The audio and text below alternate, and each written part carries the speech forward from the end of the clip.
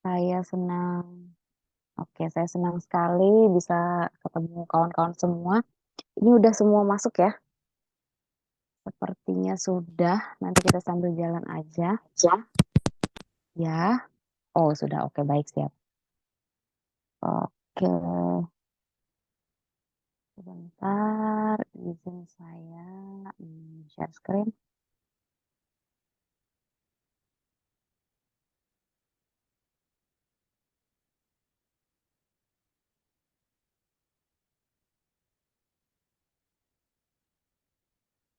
Kelihatan ya? Kelihatan, Bu. Oke, Kelihatan, Bu. siap. Oke, kawan-kawan. Ini kita nggak apa-apa ya, off cam ya? Atau mau dibuka juga? Nggak apa-apa. Sekarang kita akan belajar mengenai keperawatan maternitas. Ini nurse semua ya? Betul, iya, Bu. Oke, baik. Kira-kira dulu pas selama S1 di semester berapa dapat mata kuliah maternitas?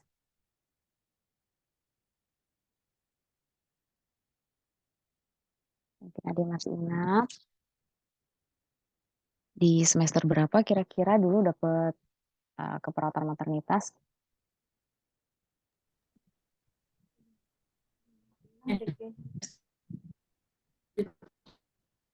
Udah.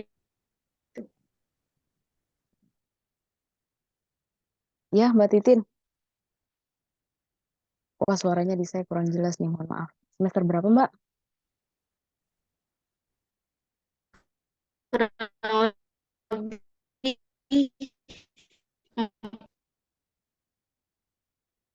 5. Oke.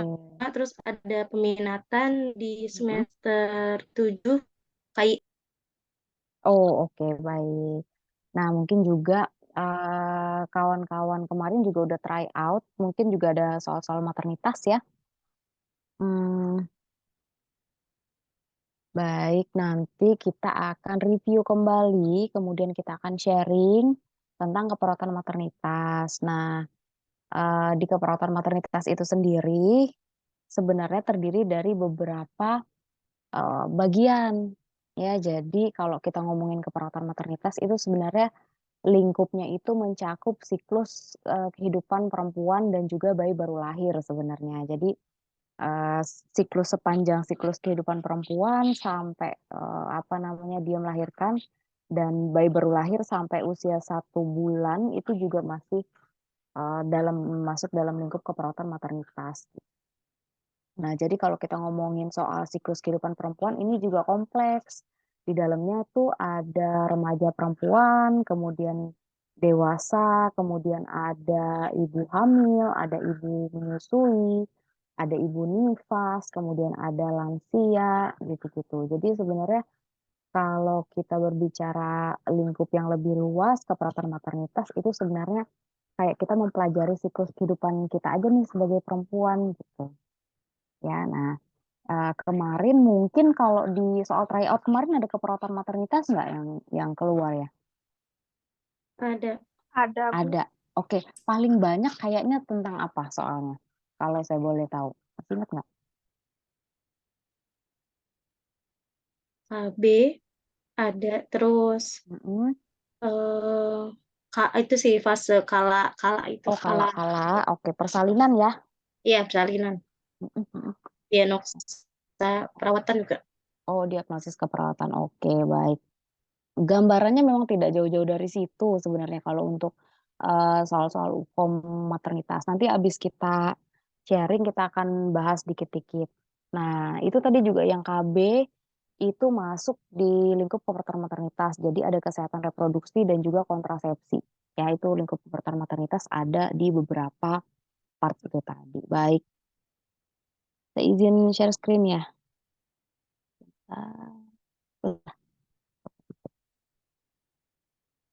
saya buka.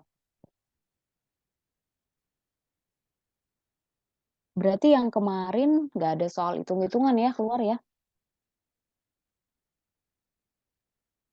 Itu cairan kebutuhan cairan sih, Kalau kayak untuk keperawatan obat maternitasnya belum ada ya? Maksudnya usia kayak, kehamilan, Bu. Gak ada. oh usia kehamilan. nggak HPHT tahu usia yang kehamilan. lain tuh. Oke, tapi bisa ya untuk HPHT gitu-gitu bisa ya. Oh iya, PHT usia kehamilan juga. Oke, baik. Oke. Kayaknya masih Sekarang, nggak tahu usia kehamilan deh, Bu.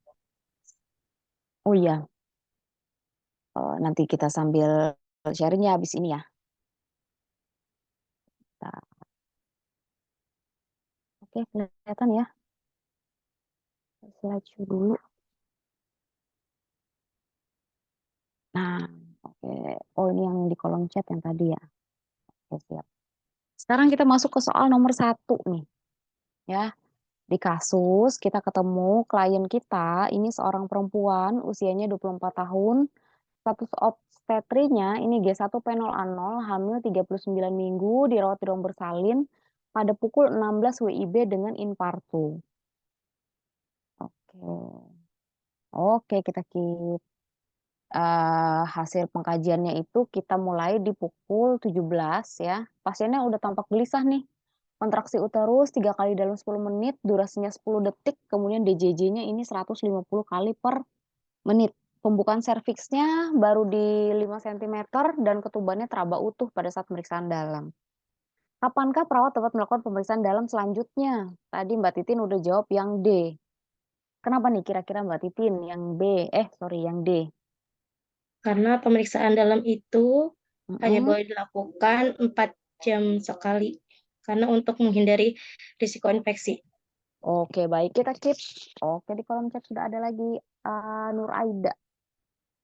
Nur Aida. Ini saya enaknya manggilnya apa Mbak aja kali ya atau Ade aja? Nur Aida, jawabnya yang A. Oke, mana nih Nur Aida? Kenapa kira-kira yang A? Silakan. Oke, Mbak Sela juga jawab yang A. Ada 2 orang nih. Wah, ada dua lawan satu. Kenapa kira-kira kita cek lagi di jam 6 sore? Silakan. Nggak apa-apa ya, kita sambil sharing ya. Silakan. Kita tunggu sebentar kawan-kawannya. Tadi Mbak Sela sama Mbak Nuraida. Silakan. Untuk mengetahui udah seberapa jauh pembukaannya.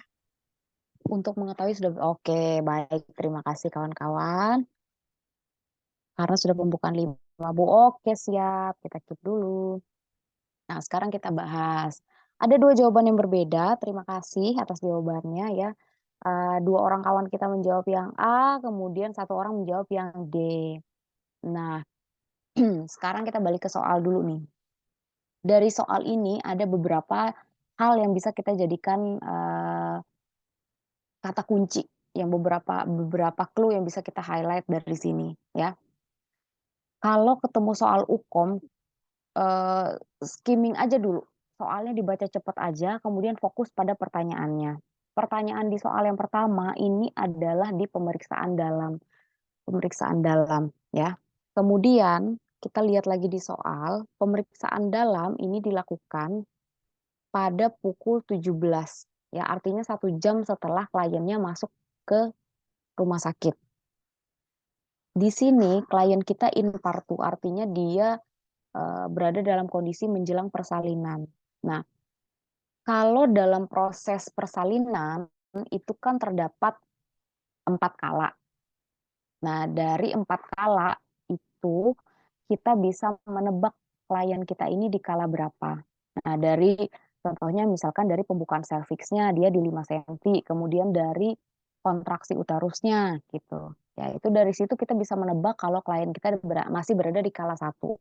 Kalau kala 1 itu artinya kliennya itu berada pada posisi udah mulai kontraksi sampai dengan pembukaan lengkap itu kala 1 ya. Kalau kala 2 itu dari bukaan lengkap sampai kepala janin sampai janinnya lahir itu kala 2. Kalau kala 3 itu disebut juga kala uri di mana keluarnya plasenta atau lahirnya plasenta itu di kala 3. Nah, kalau di kala 4 itu isinya adalah pemantauan 2 jam postpartum. 1 jam pertama klien kita dipantau per 15 menit, kemudian 1 jam berikutnya itu dipantau per 30 menit. Jadi ada 6 kali pemantauan. Idealnya pemeriksaan dalam pada saat klien masih di kelas 1 itu dilakukan per 4 jam. Kenapa per 4 jam? Satu, dia menghindari juga risiko infeksi yang bisa terjadi karena proses pemeriksaan dalam tadi. Kemudian ini kan apa namanya, kliennya kan juga masih nyeri. Nah, seringkali kalau misalkan lagi nyeri, kemudian rahimnya kontraksi itu kita ini dulu, apa namanya, kita amati dulu aja kontraksinya berapa, baru kemudian kalau misalkan pada soal ini kan pengkajian pukul 17, berarti 4 jam kemudian itu pukul 21.00 ya. Jadi kita bisa lakukan pemeriksaan dalam berikutnya itu per 4 jam. Jadi jawaban yang pertama adalah yang D. Oke, gampang ya ini Mas ya. Sekarang lanjut di soal nomor 2.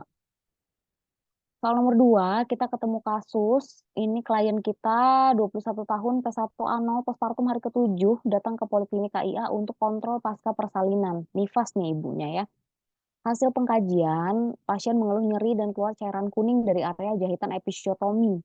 TTV-nya tekanan darah 110/70, nadi 92, pernapasan 20, temnya agak meningkat 38,5, nyeri area perineum skala 5. Pertanyaannya yang jadi fokus kita adalah pengkajian berikutnya yang dilakukan pada kasus tersebut. Silakan di Oke, Mbak Titin, terima kasih, kita keep dulu. Mbak Titin menjawab yang A, pemeriksaan lokea. Oke. Kawan-kawan yang lain mungkin boleh di kolom chat, boleh. Oke, Mbak Rania ini di D. D itu sebentar. D adalah pemeriksaan tanda reda, kemudian wah ini sama 2 lawan 1. Oke, baik. Oh, ada satu lagi. Oke, ini ada jawaban yang sama, D lagi, pemeriksaan tanda reda. Baik, ada yang menjawab D, ada yang menjawab A. Kira-kira kenapa A, kenapa D? Silakan. Yang A dulu deh, kenapa kira-kira? Ralat. Oke. Oke, baik. Oke, kawan-kawan yang menjawab A, silakan. Kenapa kira-kira kita perlu lakukan pemeriksaan lokea? Silakan. Mhm, gimana?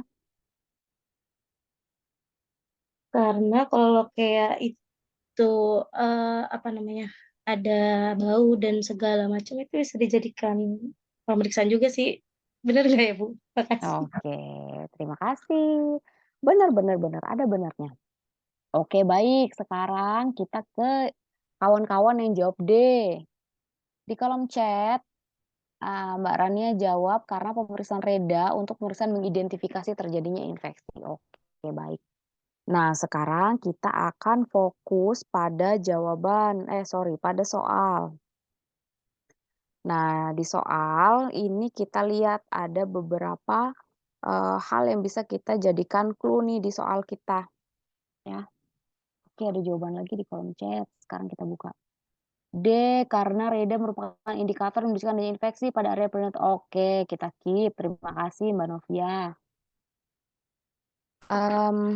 Sama kayak yang pertanyaan kayak kasus nomor 1, kalau untuk kasus nomor 2 ini juga sama. Kita fokus pada pertanyaannya di pengkajian selanjutnya pada kasus kita. Kalau klien datang dengan kondisi seperti ini ya, kita biasanya lihat dulu. Yang pertama kita lihat adalah nifas hari keberapa, kemudian, persalinannya dengan apa. Kalau pada kasus yang kedua, ini persalinan kita itu normal per vaginam ya, tapi dia ada, jahitan episiotominya. Nah, kemudian itu salah satu clue yang bisa kita highlight, klien kita nifas hari ke-7, kemudian dia postpartum dengan ada luka episiotomi. Artinya dia, eee, spontan per vaginam tapi ada episiotominya. Temnya meningkat ya, kemudian dia mengeluh nyeri, pada area perineum. Maka pengkajian berikutnya adalah kita lihat satu-satu, lokea wajib nggak diperiksa? Wajib, ya. Kenapa wajib? Kita mau mengidentifikasi nih, biasanya kalau pada ibu nifas itu kan warna-warna lokianya berbeda-beda tuh. Nah, itu juga bisa menjadi indikator atau, salah satu tanda objektif yang bisa kita amati untuk, mengkaji berikutnya atau mengangkat diagnosis. Kemudian involusi uteri,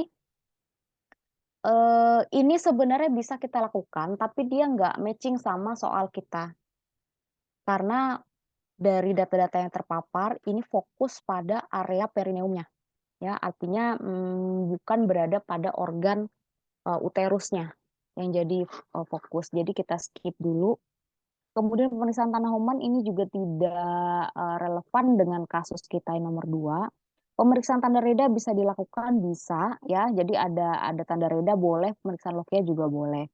Kemudian yang E ini pemeriksaan diastasis rectus abdominis, ini bisa dilakukan pada ibu nifas, tapi kalau pada kasus nomor 2 ini juga kurang relevan karena, pemeriksaan, diastasis ini juga biasanya dilakukan untuk mengidentifikasi seberapa lebar sih otot perut ibu itu meregang akibat proses kehamilannya, ya, jadi ini juga tidak relevan. Nah, pemeriksaan, jawaban yang tepat untuk kasus nomor 2 adalah yang D.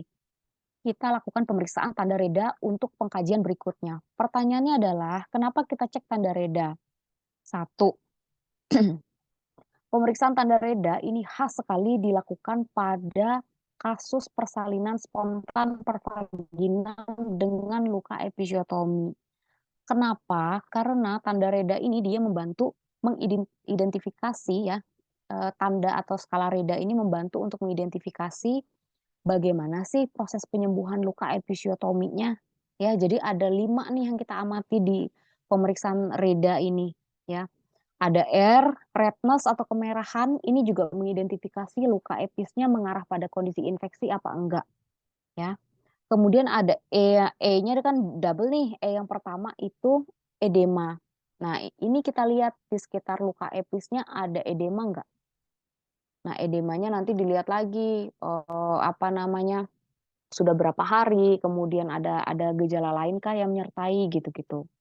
Kemudian E yang berikutnya ini adalah ekimosis ya, biasanya ada kayak tanda perdarahan kebiruan gitu di sekitar luka, episiotominya, ini juga kita amati. Kemudian ada discharge, ini adalah, haluaran dari lukanya, ya, dari lukanya itu kita lihat ada apa, ada nanah kah, ada cairan warna apakah gitu ya, jadi itu yang kita amati. Kemudian, selanjutnya adalah aproksimasi. Aproksimasi ini adalah perlekatan dari tepian luka episnya, itu bagus apa enggak. Ya jadi, yang beberapa hal yang perlu diingat pada klien-klien kita dengan, kondisi nifas, terutama dia ada luka episiotominya, kalau misalkan pertanyaannya mengarah pada pengkajian apa yang dilakukan pada, luka episiotominya, udah pasti tanda reda ini menjadi salah satu jawaban, utama gitu. Nanti kawan-kawan bisa lihat lagi ya, paparannya apa, di soal ini mengarahnya ke mana, kalau di sini kan udah jelas nih arahnya udah ke luka episiotominya. Ada nyeri, kemudian ada peningkatan suhu, ada cairan kuning, kemudian ada luka epis, kemudian dia juga datang untuk kontrol pasca-partum gitu-gitu. Ya jadi untuk kasus nomor 2 ini jawabannya adalah yang D, pemeriksaan tanda reda. Oke, kita move ke soal nomor 3. Di sini kita ketemu kasus klien 30 tahun P2A0 datang ke poliklinik KIA dengan keluhan terdapat benjolan pada payudara kiri. Hasil pengkajian, klien mengatakan benjolan semakin lama semakin besar, immobile dan teraba nyeri. Kemudian pada saat palpasi ini teraba massa dengan diameter 2 sentimeter. Pertanyaannya, apakah pemeriksaan lanjutan yang perlu dilakukan pada kasus tersebut? Oke, oke. C, C, C, baik. Wah, udah kompak banget ini ya. Kayaknya jawab yang C ya.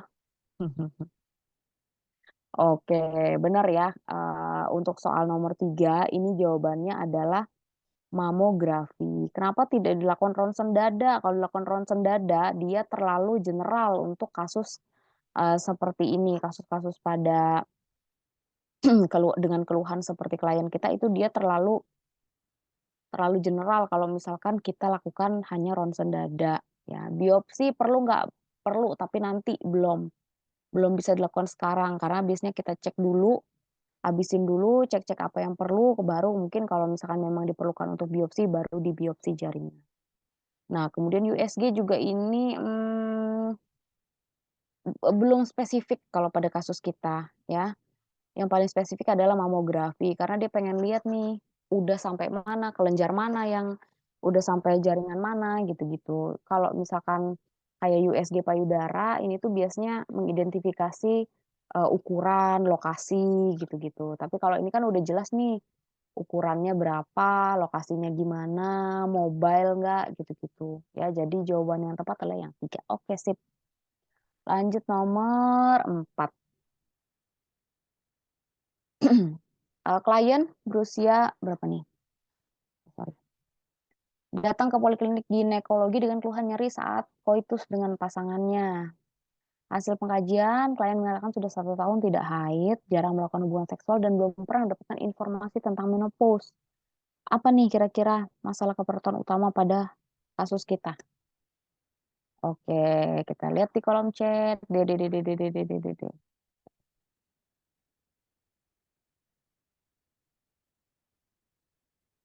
Ada yang jawab C, disfungsi seksual, ada yang jawab D. Kira-kira nih menurut kawan-kawan, lebih mengarah ke mana kira-kira?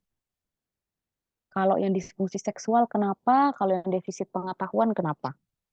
Silakan.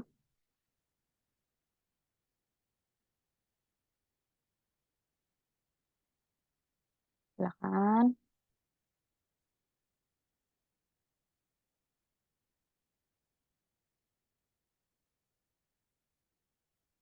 Silakan yang mau nambahin.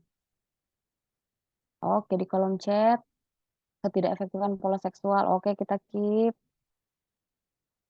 Ada lagi? Oh, kelewatan. Sorry.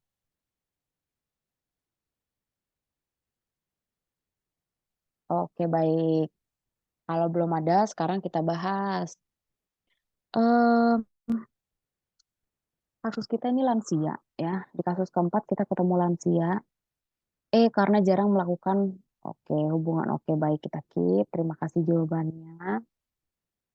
Kasus kita, ini kita dapat klien lansia perempuan, ya, 57 tahun. Nah, di usia ini yang perlu kawan-kawan sekalian ingat, perempuan itu udah menopause biasanya kalau di usia seperti ini. Nah, eee, kita lihat pertanyaannya, ini mengarah pada masalah keperawatan utama atau diagnosis keperawatan utamanya apa pada klien kita. Kalau misalkan pada soal, kita bisa lihat ada beberapa hal yang juga bisa kita ambil sebagai clue. Yang pertama adalah nih, keluhan nyeri pada saat koitus. Keluhan nyeri ini istilahnya dispareunia. Ini biasanya sering terjadi pada klien-klien lansia ketika dia koitus dengan suaminya. Kemudian, ini data tambahan ya, 1 tahun tidak haid. Ini juga bisa jadi data tambahan bahwa klien kita benar dia menopause. Kemudian jarang koitus dan belum pernah mendapatkan informasi tentang menopause. Nah, ini sebenarnya data tambahan aja. Jadi ada beberapa hal yang bisa jadi, clue. Yang pertama adalah nyeri pada saat koitus ya, kemudian 1 tahun tidak haid, jarang dan belum pernah mendapatkan informasi tentang menopause. Kalau misalkan kita angkat yang cemas, bisa nggak kita angkat cemas? Bisa-bisa aja. Tapi kalau kita balik lihat ke soal, tidak ada data pendukung yang spesifik mengarah pada kondisi cemas, ya. Bisa jadi cemasnya ini hanya perkiraan kita aja, ya. Jadi, kalau misalkan ketemu soal seperti ini, cemas bisa jadi dialami oleh klien, tapi kawan-kawan perlu lihat lagi, di datanya ada nggak yang mengarah pada cemas? Kalau nggak ada, kita skip dulu.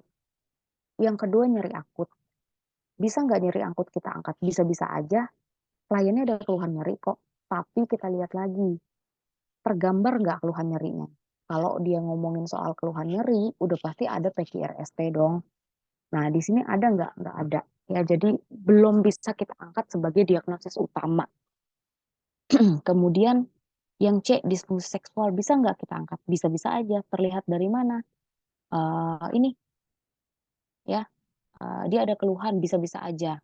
Tapi kita perlu ingat lagi, disfungsi seksual itu artinya ketidakmampuan organnya itu untuk berfungsi secara normal, ya. Ada gangguan fungsi di sini. Jadi kalau kita ngomongin gangguan fungsi itu berarti dia memang tidak mampu untuk beraktivitas secara normal. Nah, di kita dia bisa kok beraktivitas secara normal, cuman ada keluhan nyerinya ini, ya, diakibatkan oleh kondisi menopausnya itu. Ya, jadi untuk keluhan disfungsi seksual ini belum tepat untuk soal nomor 4. Kemudian defisit pengetahuan bisa nggak kita angkat? Bisa-bisa aja kok. Defisit pengetahuan kita angkat, datanya ada nggak? Ada. Ya, klien belum pernah mendapatkan informasi tentang menopause, tapi kita balik lihat lagi banyak data-data lain yang muncul selain dari uh, informasi tentang menopause. Nah, seringkali kalau kita lihat pada hierarki Maslow, kebutuhan untuk mendapatkan informasi itu bukan merupakan kebutuhan dasar manusia. Nah, jadi itu kita belum bisa angkat sebagai kebutuhan dasar atau masalah keperawatan utama pada kasus nomor 4. Sekarang kita ke yang terakhir nih, ketidakefektifan pola seksual. Bisa nggak kita angkat? Bisa. Dari mana datanya? Satu, kliennya mengatakan sudah 1 tahun nih nggak haid, kemudian jarang melakukan hubungan seksual. Nah, bisa nggak kita angkat? Bisa. Apakah ini bisa kita jadikan masalah keperawatan utama? Bisa aja. Nah, karena apa? Kita balik lagi lihat ke hierarki Maslow-nya tadi. Seksualitas itu termasuk dalam salah satu kebutuhan dasar manusia. Jadi kalau misalkan dari kelima diagnosis yang ada, pertanyaannya mengarah pada masalah keperawatan utama, ya, maka jawaban yang tepat adalah yang E, ketidakefektifan pola seksual. Nah, yang perlu kawan-kawan ingat juga, kalau pada kondisi-kondisi seperti ini, kliennya udah menopause, kemudian dia ada keluhan nyeri saat dispareunia nih, biasanya kita edukasi untuk penggunaan gel pada saat dia koitus gitu. Gel yang khusus untuk apa namanya koitus gitu ya. Jadi bisa kita arahkan ke situ. Masalah keperluan utama yang kita angkat adalah yang ketidakefektifan pola seksual. Oke, gampang ya. Sekarang kita ke soal nomor 5. Ini seorang perempuan 33 tahun berada di ruang bersalin memasuki kala 3. Sudah diberikan suntikan oksitosin, plasenta belum lepas, kontraksi uterus kuat, bayi masih dilakukan IMD, TTV dalam batas normal, tem meningkat sedikit ya. Pertanyaannya, apakah intervensi keperawatan yang tepat pada kasus tersebut? Silakan.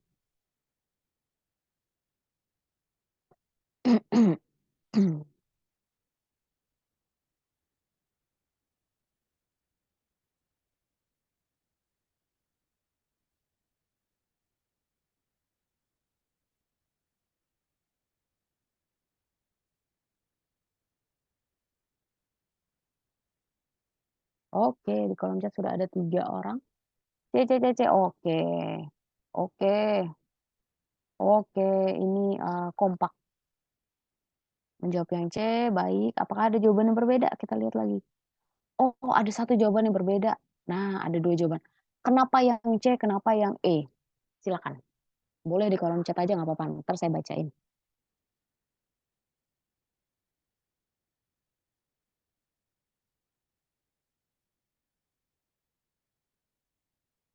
Silakan.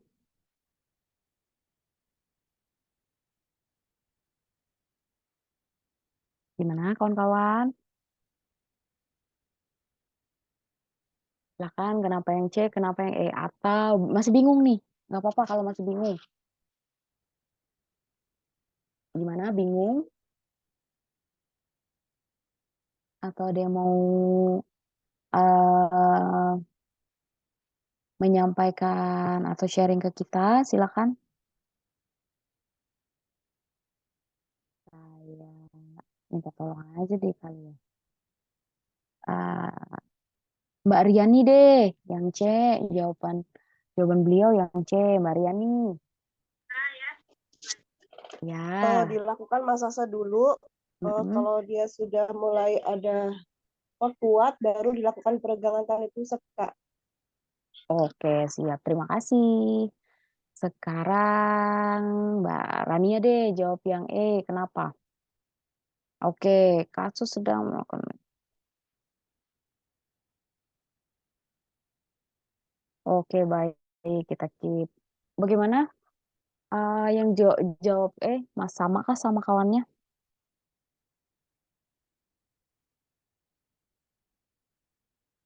Sama ya.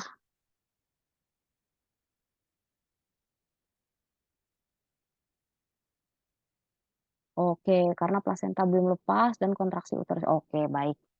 Sekarang kita bahas. Terima kasih ya kawan-kawan. Oke, terima kasih Mbak Rania.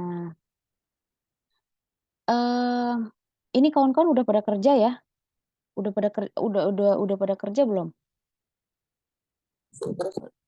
Sudah ya di rumah sakit ya atau di pendidikan mungkin? Sudah, Kak. Oke, siap baik. Wah, ini udah pada senior semua ini ya. Siap. Sekarang kita bahas. Di sini kayak tadi yang udah saya jelasin di awal-awal, kalau proses bersalin itu udah pasti melewati 4 kala ya. Nah, di sini kliennya udah lewat di kala 2. Dibuktikan dengan dia sekarang mau melahirkan plasenta. Jadi dia berada di kala 3 atau kala uri di mana plasenta mau dilahirkan. Kita lihat lagi nih, kliennya udah dikasih suntikan oksitosin. Oke, berarti oksitosin udah masuk, plasentanya belum lepas ya. Kemudian kontraksi uterusnya bagus, bayinya masih dilakukan IMD. Kalau ini termasuk di data tambahan aja. TTV juga masuk di data tambahan. Kita fokus pada hasil ini ya. Sudah di kala 3, sudah diberikan oksi, plasenta belum lepas, kontraksi uterusnya adekuat. Intervensi keperawatan tepat pada kasus tersebut adalah yang kalau A lanjutkan IMD nggak ngaruh. Artinya IMD-nya setelah bayi lahir juga udah pasti di IMD. Nggak peduli abis itu mamanya kala 3 atau kala 4, bayinya lanjut aja IMD. Monitor perdarahan perlu nggak dilakukan? Perlu, tapi ini tidak hanya dilakukan pada kala 3 aja. Dari kala 2 pun juga udah dilakukan monitor perdarahan, ya. Nah, apakah dia bisa dilakukan di kala 3? Bisa, tapi kalau pada kasus kita belum relevan dilakukan. Karena ini tidak ada paparan yang mengarah pada kondisi adanya perdarahan pada ibu. Kemudian lakukan masase uterus bisa nggak kita lakukan? Bisa-bisa aja. Tapi kita lihat lagi kontraksi uterusnya bagus apa enggak. Di sini kontraksi uterus adekuat. Nah, indikasi dilakukan masase uterus adalah jika kita lakukan palpasi, ternyata uterus teraba lembek atau kontraksinya inadekuat. Terus pada saat kita amati, perdarahan biasanya ngocor nih kalau misalkan kontraksi uterusnya jelek gitu. Ya, di sini nggak ada arahnya ke perdarahan. Berarti yang C juga belum kita jadikan jawaban yang tepat. Kolaborasi pemberian cairan infus bisa nggak? Bisa-bisa aja dilakukan, tapi nggak ada urgensinya untuk soal nomor 5. Belum perlu untuk dilakukan pemberian cairan infus. Kolaborasi pula. Biasanya kalau udah tindakan kolaborasi ini bukan tindakan utama. Ya. Nah, intervensi keperawatan yang paling tepat pada kasus tersebut adalah yang terakhir. Lakukan PTT atau peregangan tali pusat terkendali. Nah, ini masih belum belum urgen untuk dilakukan masase karena kontraksi uterusnya kuat. Kemudian juga di sini tidak ada dipaparkan udah berapa lama suntikan oksitosinnya diberikan. Artinya kita anggap dia masih dalam range 15 menit waktu di mana plasenta harusnya udah lahir gitu. Ya, jadi untuk kasus nomor 5, jawaban yang paling tepat adalah lakukan peregangan tali pusat terkendali. Oke, gampang ya. Lanjut soal nomor 6. Perempuan 21 tahun, P1 A0, pos SC hari kedua, rawat gabung dan bayi, TFU 1 jari di bawah pusat, kontraksinya baik. Ini dia baru melahirkan BBL 2.600 gram, refleks hisap baik. Pasien mengeluh asnya hanya keluar sedikit sehingga ibu jarang menyusui. Oke, intervensi keperawatan. Apa yang paling tepat nih? Oke, satu orang. Mbak Putri menjawab D, susui bayi sesegera mungkin. Oke, kita keep dulu. Mbak Titin juga sama. Ada lagi kah? Oke, kita lihat lagi. Ada lagi. D, oke sama. Baik, ya. Ini kayaknya udah rata-rata ini ya. Sama semua jawabannya. Sekarang kita paparkan untuk intervensi keperawatan yang tepat pada kasus tersebut. Jawaban yang benar adalah yang D. Kenapa? Kalau kita lihat lagi di kasus, ini tidak ada paparan yang mengindikasikan bahwa adanya eh, kondisi abnormal pada ibu dan bayi gitu. Artinya ini ibunya postpartum hari kedua udah rawat gabung dengan bayinya ya. TFU-nya juga udah normal aja, satu jari di bawah pusat, kemudian kontraksinya baik, ini yang paling perlu. Kemudian kita lihat lagi kondisi bayinya sehat kok, berat badannya juga masih tergolong normal untuk bayi baru lahir. Dan yang paling penting juga untuk kita amati adalah refleks hisapnya bagus apa enggak. Seringkali memang pada usia persalinan yang baru aja atau masa nifas awal itu ASI memang hanya keluar sedikit. Itu bisa jadi bukan faktor patologis, fisiologis saja sebenarnya dari tubuh ibunya. Karena memang kelenjar-kelenjar ASI di dalam payudara itu belum maksimal untuk memproduksi ASI. Nah, jadi intervensi keperawatan yang tepat adalah susui bayi sesering mungkin. Kenapa? Karena refleks hisap bayi ini juga merangsang agar otak itu menstimulasi kelenjar ASI di payudara untuk memproduksi ASI lebih banyak. Lagian kan juga kalau dalam sistem pencernaan bayi itu kan lambungnya kecil banget ya. Jadi memang belum terlalu belum terlalu urgent banget gitu ya.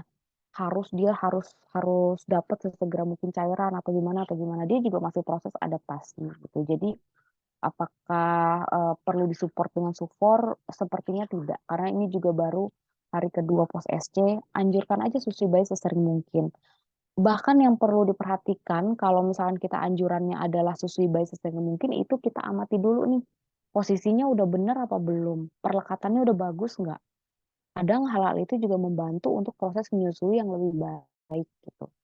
Ya, jadi semakin sering babynya menyusui ya, refleks hisapnya juga akan semakin terlatih untuk lebih baik lagi gitu. Itu juga merangsang untuk keluarnya ASI dari payudara. Jadi jawaban yang tepat adalah yang D. Seorang perempuan 45 tahun datang ke Poli KIA dengan keluhan gatal dan perih pada area vagina. Genitalia tampak merah, sekret vagina banyak, berbau dan berwarna agak kuning. Intervensi yang tepat pada kasus tersebut adalah yang mana kawan-kawan? Silakan. Oke. Mbak Putri. Mbak Putri menjawab yang A, Mbak Titin B. Mbak Sela juga B. Oke. Kita keep. Banyak yang B nih. Oke, baik. Ada satu lagi. Yang A, Mbak Novia. Oke, ada dua jawaban yang berbeda, yang A dengan yang B. Oke, sekarang kita bahas untuk soal nomor 7. Nah, di sini kita lihat dulu. Oh, ada satu lagi nih kawan kita yang jawab. Oke, Mbak Rania yang A. Nah, jadi ada dua ya jawaban yang berbeda. Ada yang menjawab apusan vagina, ada juga yang menjawab pemeriksaan pap smear. Oke, sekarang kita bahas satu persatu dari soalnya dulu deh. Pertanyaannya dulu deh ya. Intervensi yang tepat ini udah jelas mengarah pada rencana keperawatan apa yang bisa kita lakukan. Mandiri ya artinya ya. Nah, kemudian kita lihat lagi nih kondisi yang dialami oleh klien kita. Dia keluhannya gatal dan perih pada area vagina. Data objektifnya, kita lihat nih genitalianya tampak merah ya. Sekret vaginanya banyak, berbau dan berwarna agak kuning. Kalau kita ketemu kasus seperti ini, kita belum perlu untuk melakukan tindakan kolaboratif. Ya, jadi jawaban CDE ini kita nanti dulu, karena ini semuanya melibatkan lintas profesi lain gitu. Ya, jadi nanti dulu karena ini juga tindakan kolaboratif. Kita fokus pada dua jawaban yang A dan yang B. Yang pertama ini menganjurkan untuk pemeriksaan apusan vagina. Bisa nggak dilakukan? Bisa-bisa aja. Ya. Yang B ini merencanakan pemeriksaan pap smear. Bisa nggak kita lakukan pada klien kita? bisa-bisa aja kok, toh dia juga udah cukup umur lah ya istilahnya untuk melakukan pap smear. Artinya kalau, pada umumnya perempuan di usia segini tuh pasti sudah menikah gitu ya, di usia 45 tahun. Nah, biasanya pap smear juga kita lakukan pada pasien-pasien yang udah, menikah gitu. Tapi apakah perlu kita lakukan pap smear? Kita balik lagi ke, soalnya.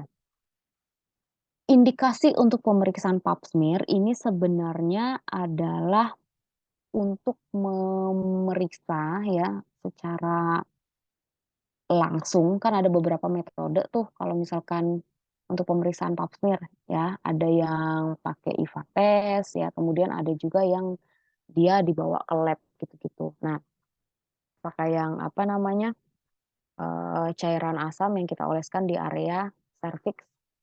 Kemudian, kita lihat dari urgensinya dulu. Kalau pemeriksaan pap smear, kita harus lihat data-data yang mendukung untuk dilakukan pemeriksaan itu. Kalau misalkan kita menganjurkan klien untuk pap smear, artinya kita udah curiga klien kita mengarah pada gejala kanker serviks. Nah, apa aja sih biasanya gejala yang menyertai? Satu, riwayat keputihan berulang dan banyak. Yang kedua, klien kita mengeluh perdarahan di antara siklus haid. Yang ketiga, klien kita mengeluh nyeri pada saat koitus. Nah, kemudian biasanya disertai sama beberapa, gejala lain. 3 itu merupakan gejala biasanya yang kita amati, gejala utama yang kita amati kalau misalkan kita curiga klien kita ke arah, kanker serviks. Nah, kalau misalkan ketiga tanda tadi kita kaitkan pada kasus kita, kira-kira ada paparannya nggak? Sepertinya belum ada, ya. Kalau misalkan dia ngomongin soal sekret bisa jadi itu mengarah ke keputihan ada, tapi tanda-tanda lainnya ada nggak? Belum ada. Jadi kita curiga pasien ini belum perlu untuk dilakukan pap smear, ya pap smear-nya nanti dulu.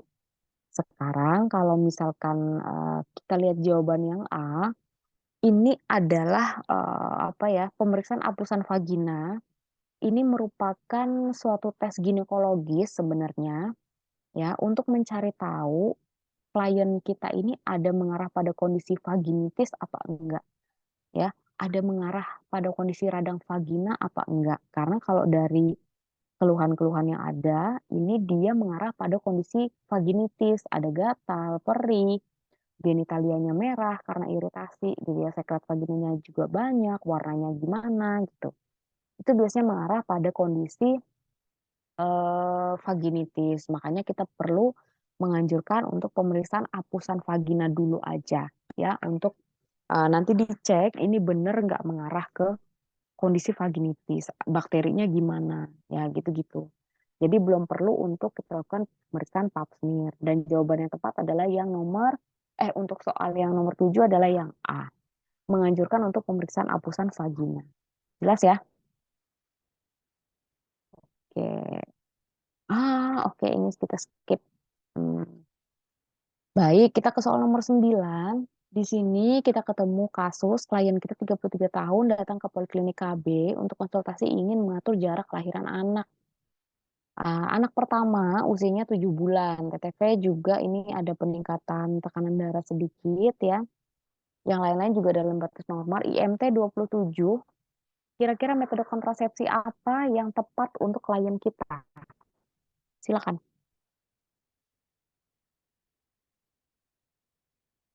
Silakan.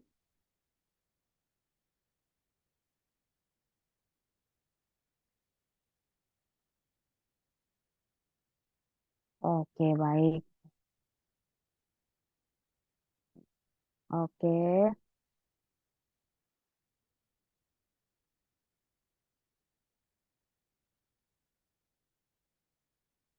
Baik, oke kita langsung jawab benar yang kontrasepsi dalam rahim atau disingkat AKDR atau biasanya kalau, bahasa Inggrisnya itu IUD ya, intrauterine device. Jadi, benar sekali kalau misalkan untuk kasus-kasus kayak begini, Anda udah lihat aja anak pertamanya baru 7 bulan, artinya dia baru, bukan baru ya, dia masih menjalani ASI eksklusif buat anaknya. ya.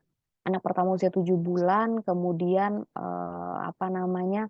kita lihat lagi tekanan darahnya ini ada peningkatan dan juga IMT-nya 27. Ini agak mengarah pada kondisi overweight ya. Jadi kalau misalkan kita mau menyarankan metode kontrasepsi yang tepat untuk klien kita, kita anjurkan aja yang alat kontrasepsi dalam rahim atau IUD karena ini juga biasanya minim untuk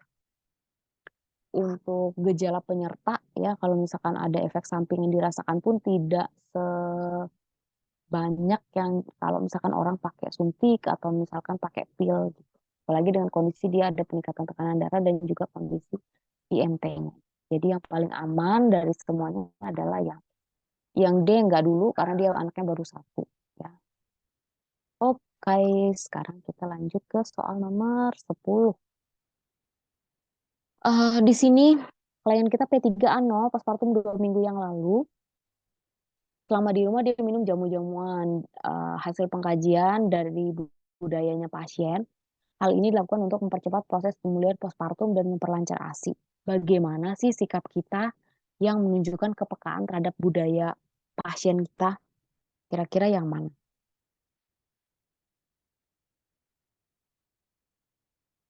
Oke, kita lihat di kolom chat. D. Ya, siap. Oke, betul. Jawabannya adalah yang D. Ya, jadi sebenarnya kalau ditinjau kita lihat. Oke, terima kasih kawan-kawan. Semuanya udah kompak jawab yang D dan jawabannya benar ya. Jadi namanya jamu-jamuan ini termasuk juga dalam kategori toga, tanaman obat keluarga. Artinya ada beberapa bahan-bahan yang juga berfungsi untuk mempercepat penyembuhan atau misalkan mempercepat proses terbentuknya ASI gitu-gitu. Jadi memang kita sebagai perawat juga tidak boleh menutup mata terhadap budaya-budaya yang memang bermanfaat gitu bagi kesembuhan klien. Ya, sikap kita adalah yang D. Kita jelaskan juga manfaatnya apa, kemudian kalau misalkan kawan-kawan juga ada resep atau pengetahuan yang bagus gitu ya tentang penggunaan ramu-ramuan jamu ini juga boleh di-share ke klien.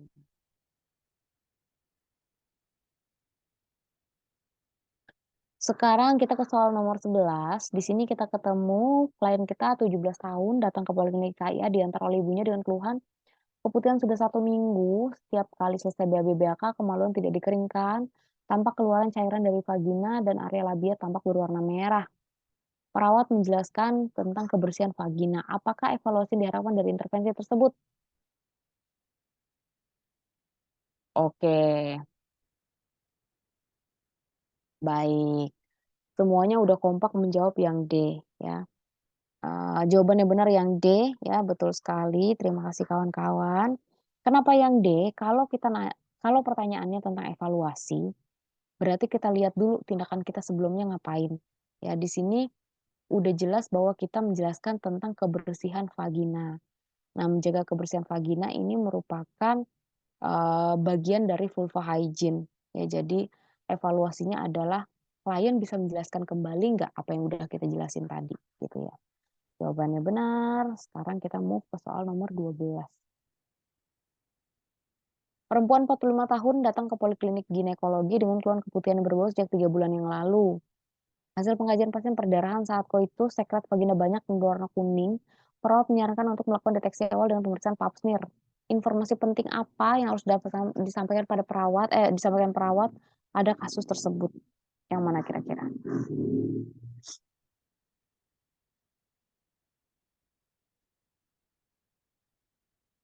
Baik, kita lihat kolom chat ya. Oke. Oke, baik. Terima kasih kawan-kawan dan jawabannya tepat. Tidak melakukan hubungan seksual atau tidak koitus dulu 48 jam sebelum pemeriksaan supaya juga hasilnya optimal pada saat dilakukan apusan di area serviks ini juga dia tidak terkontaminasi oleh cairan-cairan lain seperti itu. Jadi dia kita anjurkan dulu untuk tidak koitus minimal 48 jam sebelum pemeriksaan pap smear ya. Oh ini Kita skip. Sekarang kita ke soal nomor 14. Di sini perempuan 26 tahun, P1 anal, postpartum 6 jam. Dirawat di ruang nifas dan keluhan lemas, keluar darah di jalan lahir, hasil pengkajian, tekanan darah 100/70, nadi 90, kontraksi uterus lunak, kandung kemih penuh. Perawat segera mengosongkan kandung kemih dan melakukan masase uterus. Apakah hasil yang diharapkan dari tindakan tersebut? Silakan.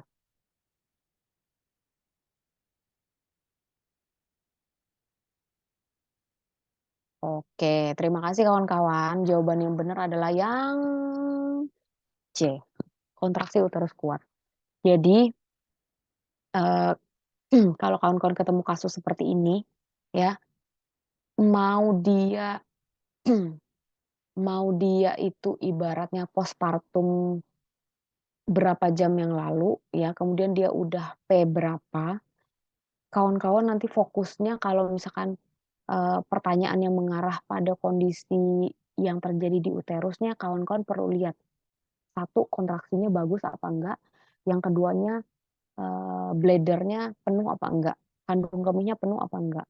Nah, pada kasus kita, kontraksi uterus lunak ini bisa juga disebabkan oleh bladder-nya yang penuh, ya.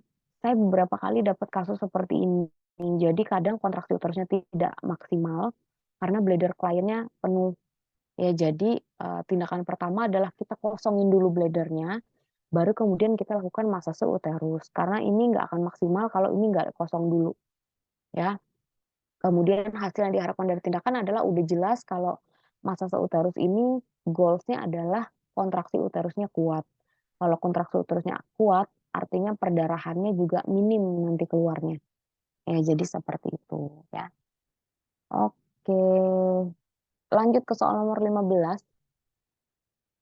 Di sini seorang perempuan usia 27 tahun, P1A0, postpartum 1 bulan, datang ke Poli KB untuk konsultasi kontrasepsi. Hasil pengkajian, klien mengatakan ingin menggunakan kontrasepsi dan ingin menyusui bayinya secara eksklusif. Oke, TTP dalam batas normal. Apa nih kira-kira yang tepat untuk klien kita? Mbak Titin B, Mbak Novia B, ada lagi? Kita lihat Mbak Putri B.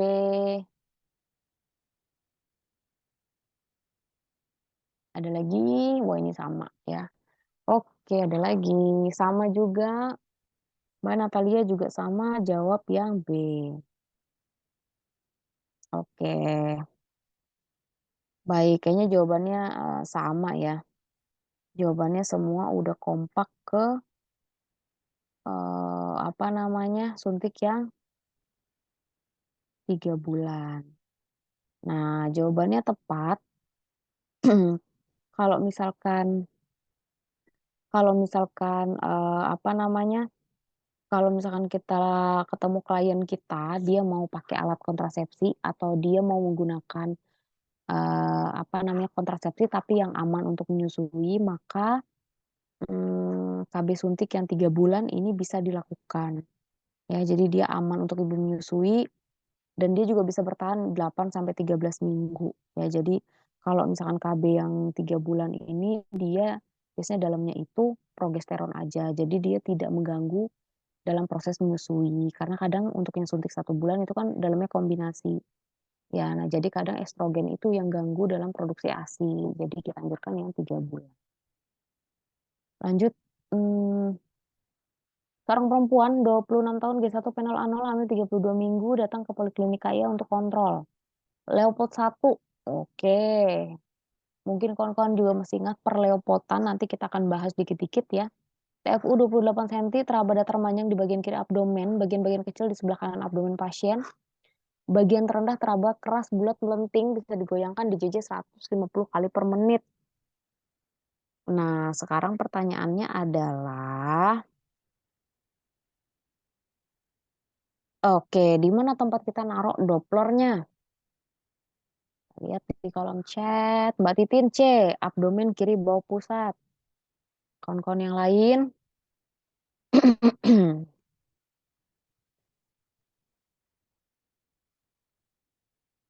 Oke, ada 2 lagi. Kita lihat dulu. Mbak Titin yang E, sejajar umbilikus sebelah kiri. Baik. Mbak Putri C, baik.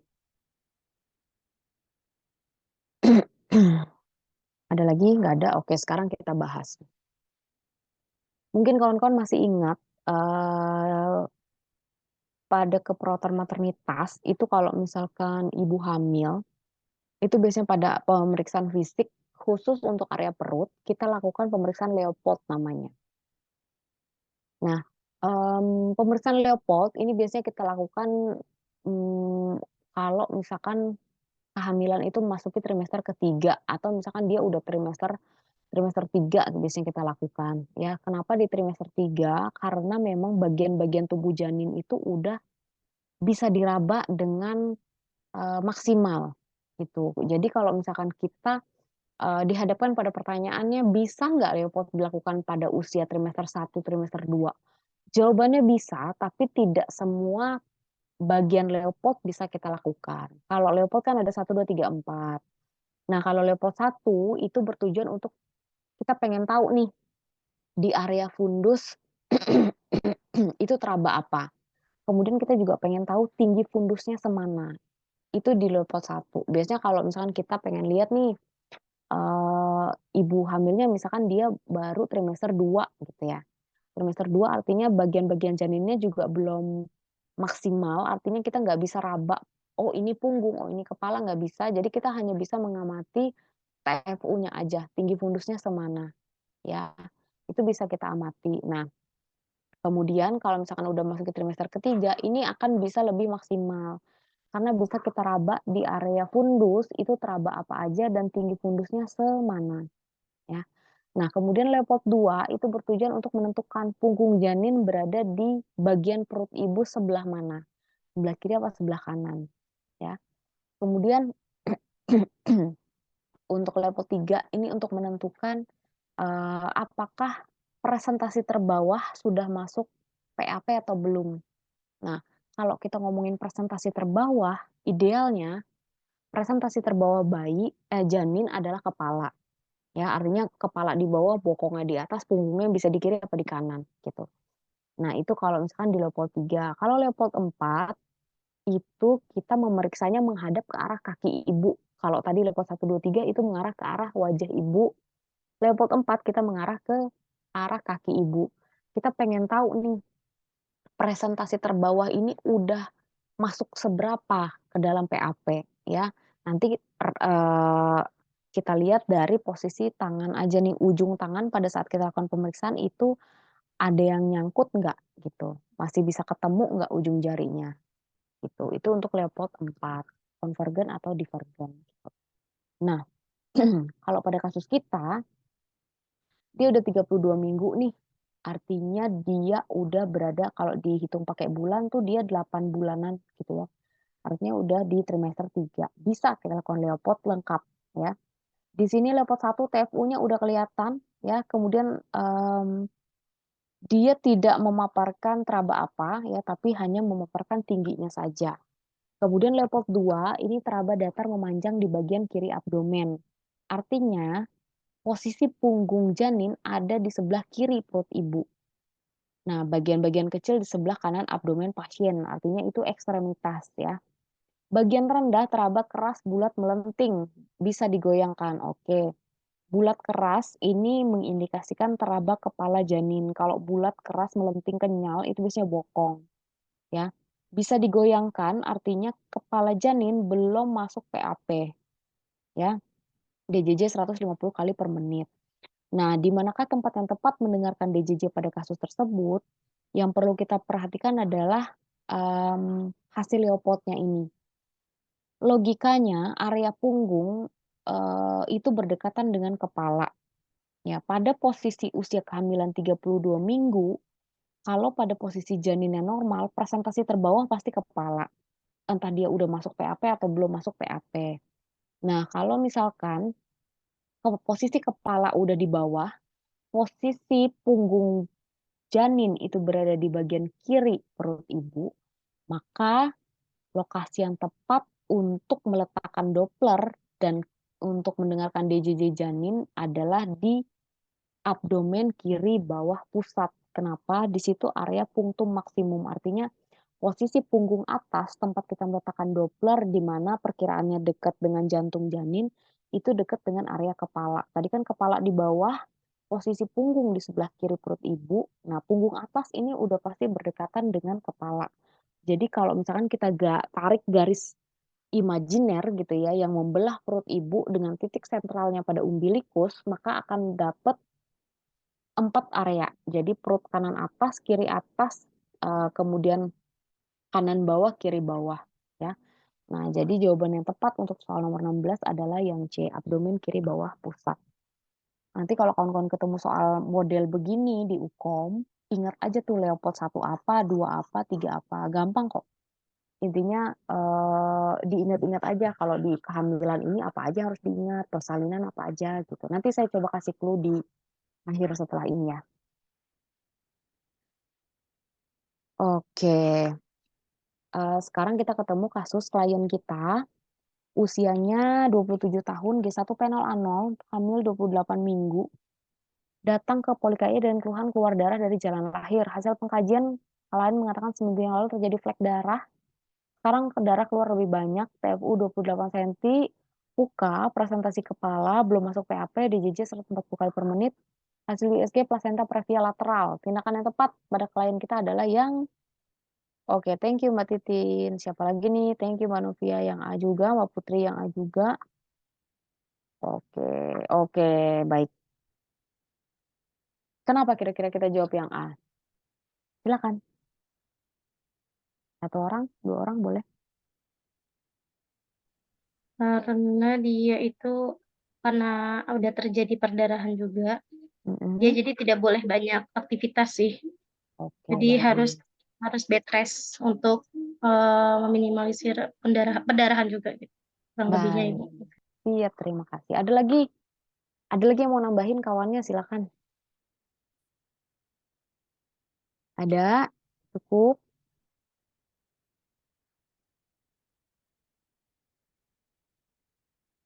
Oke, cukup ya. Nah, terima kasih jawabannya.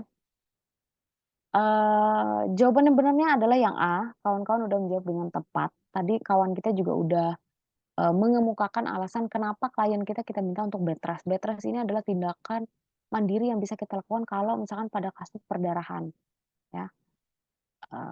Kawan-kawan lihat lagi,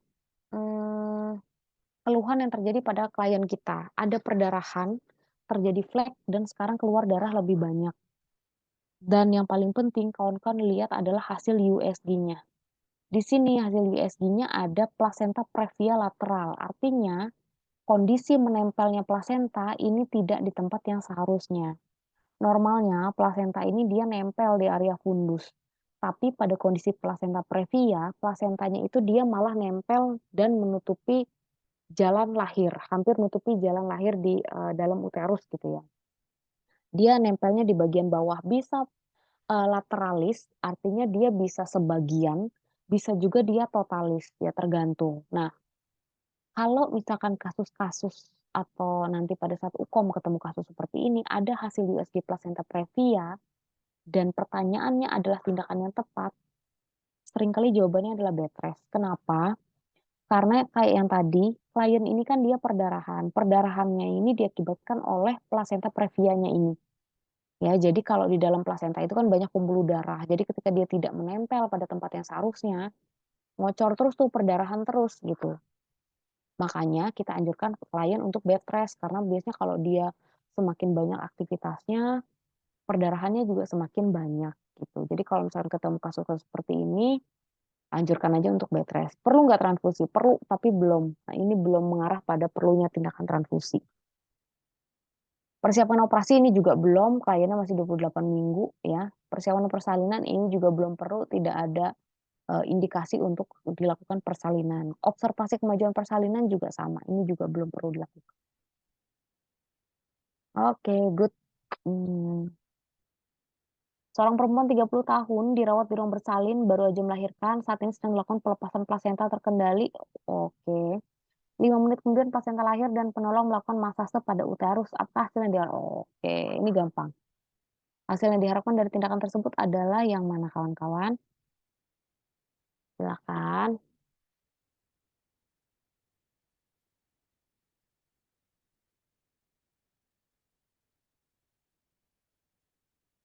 Silakan.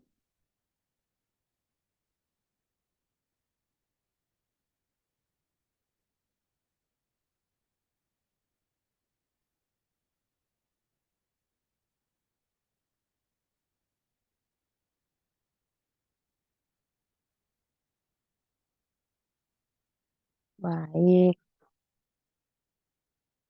Oke, baik kawan-kawan semuanya. Mhm. Oke, jadi jawaban yang tepat adalah yang E, ya. Ingat aja tadi ketika kita, melakukan massase pada area uterus, maka goals-nya adalah kontraksinya adekuat, ya. Jadi entah itu dia, bladder-nya penuh apa enggak, kalau misalkan pertanyaannya ini mengarah pada massase uterus, maka goals-nya adalah kontraksi uterusnya adekuat, itu dulu yang kita ingat. Nah, kalau dari soal udah jelas bahwa kliennya ini udah di kala 3, udah mau masuk kala 4 malah karena plasentanya lahir. Setelah itu klien, dilakukan massase pada area uterus, ya. Jadi, goals yang diharapkan adalah yang A. Oke, good. Nih, seorang perempuan 26 tahun, P1 postpartum 4 jam, dirawat di ruang postpartum 28 tahun, dirawat dengan keluhan lemah 2 kali ganti pembalut karena penuh darah. PTV masih dalam batas normal, kontraksi uterus lunak, kandung kemih penuh. Oke, perawat segera mengosongkan kandung kemih. Apakah hasil yang diharapkan dari tindakan tersebut? Silakan.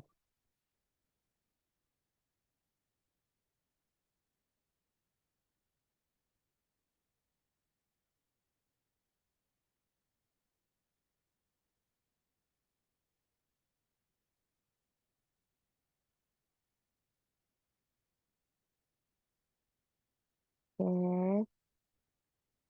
Ada lagi?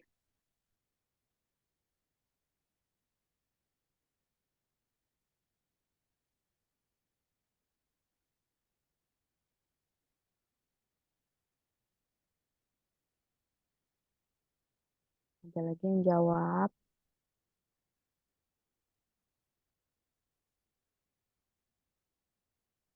B, kontraksi uterus kuat. Oke, kita keep. Oke, kira-kira nih menurut kawan-kawan, yang mana kira-kira?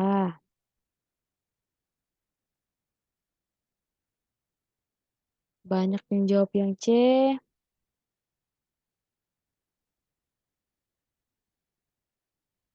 Oke. Kenapa,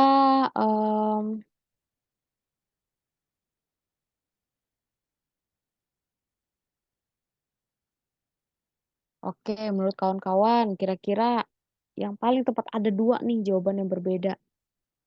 Ada 2 jawaban yang berbeda, yang pertama adalah yang A, kemudian yang kedua adalah yang yang C, kandung kemih kosong.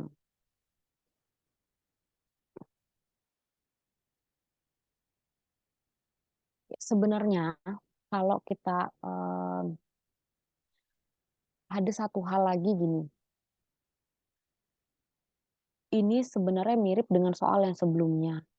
Artinya kita fokus pada, eee, kontraksi dari uterusnya, ya.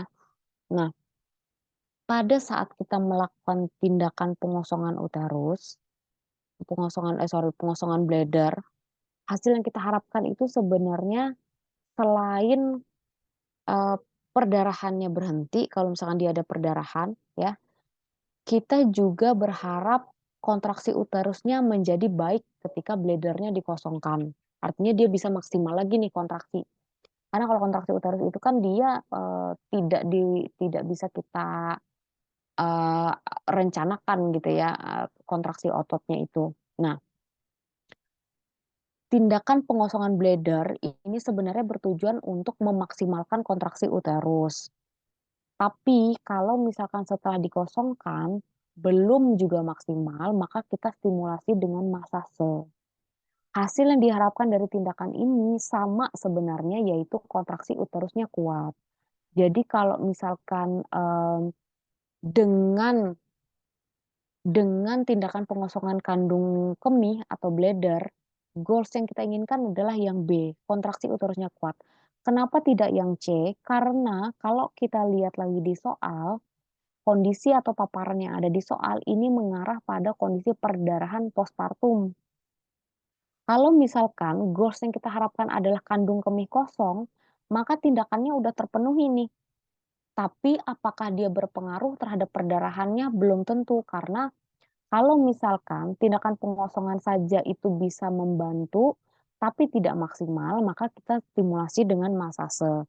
Goals yang kita harapkan masih tetap sama, yaitu kontraksi uterusnya kuat.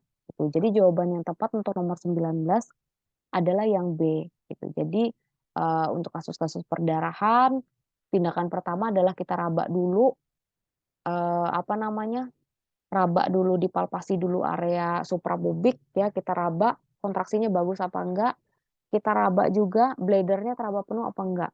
Kalau misalkan dia tidak teraba penuh, bladder-nya kosong, tapi kontraksi uterusnya tidak adekuat, langsung aja masase. Tapi kalau misalkan pada saat kita raba bladder-nya juga penuh dan ada perdarahan, artinya kontraksi uterusnya juga jelek, kosongin dulu bladder-nya, kemudian kita bantu dengan masase. Ya, kita sambil amati nih pada saat kita habis kosongin, kita amati perdarahannya masih ada nggak. Kalau masih, sambil kita masase setelah itu.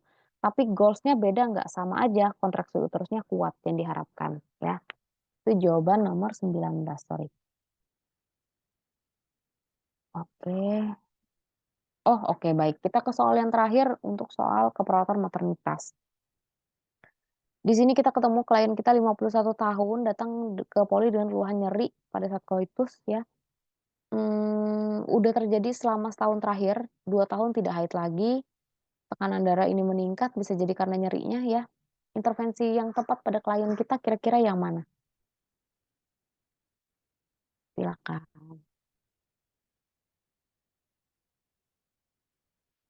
Oke, baik. Oke, terima kasih Mbak Putri, Mbak Titin. Oke, oh ada lagi nih, kita baca dulu. Mbak Natalia juga menjawab yang baik. Ya, mungkin kawan-kawan yang lain juga menjawab yang sama, jawaban yang tepat adalah yang terakhir ya. Karena pada kondisi menopause itu seringkali memang terjadi penurunan kadar hormon-hormon pada perempuan. Nah, penurunan kadar hormonal ini berpengaruh juga pada lubrikasi pada saat koitusnya. Jadi biasanya pada lansia-lansia atau perempuan menopause yang dia masih mau koitus gitu ya, masih apa namanya, ingin koitus dengan suaminya, itu kita anjurkan untuk penggunaan jeli pada saat koitus gitu. Karena ya tadi untuk pengganti lubrikasi pada saat, apa namanya, pada saat persalinan. Kok persalinan, pada saat dia, mmm, koitus gitu. Oke, ada yang mau ditanyain? Saya stop recording dulu ya. Ada yang mau ditanyain?